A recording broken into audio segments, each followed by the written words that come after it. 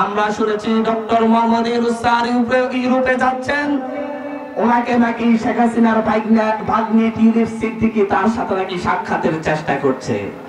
এই টিউলিপ সিদ্দিকী কে? শেখ রেহানার মেয়ে, যার সরাসরি ইন্ধনে দেশের ছাত্র জনতাকে হত্যা করা হয়েছে। এই টিউলিপ সিদ্দিকী কে? যে এই দেশের রাশিয়ার সাথে পারমাণবিক চুক্তি করার সময় এদেশের বিলিয়ন বিলিয়ন ডলার সে আত্মসাৎ করেছে। তার বিরুদ্ধে ব্রিটিশ সরকার তদন্ত করছে। তার দুর্নীতির কারণে তাকে ব্রিটিশ সরকারের মন্ত্রী পরিষদ থেকে সরিয়ে দেওয়া হয়েছে। ওয়ালটন আবারও মিলিয়নিয়ার অফারে ওয়ালটন ফ্রিজ কিনে আপনিও হয়ে যেতে পারেন মিলিয়নিয়ার।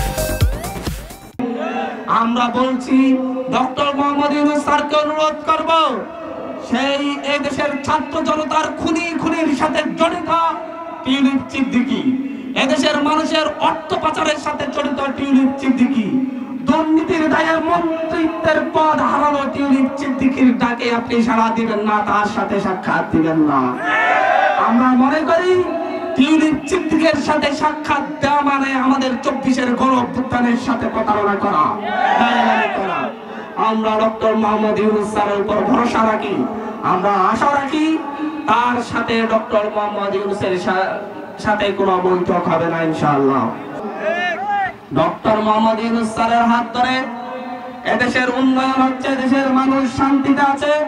আপনারা নির্বাচন করছেন, ডক্টর মোহাম্মদ ইউনূস স্যার নির্বাচনের ঘোষণা দিয়েছেন।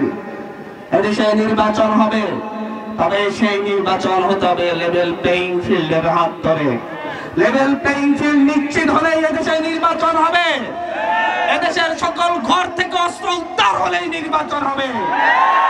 এদেশের প্রতিটি অস্ত্রধারীকে গ্রেফতার করলেই তারপর নির্বাচন হবে। এদেশের 14, 18, 24 ঘটানো সন্ত্রাসী এমপিদের সম্পদ বাজেয়াপ্ত করলেই তারপর নির্বাচন হবে। এদেশের শাসন ব্যবস্থা, নির্বাচন ব্যবস্থা, এদেশের বিচার ব্যবস্থার সংস্কার হলেই কেবল নির্বাচন হবে। তার আগে নির্বাচন এদেশে হবে না।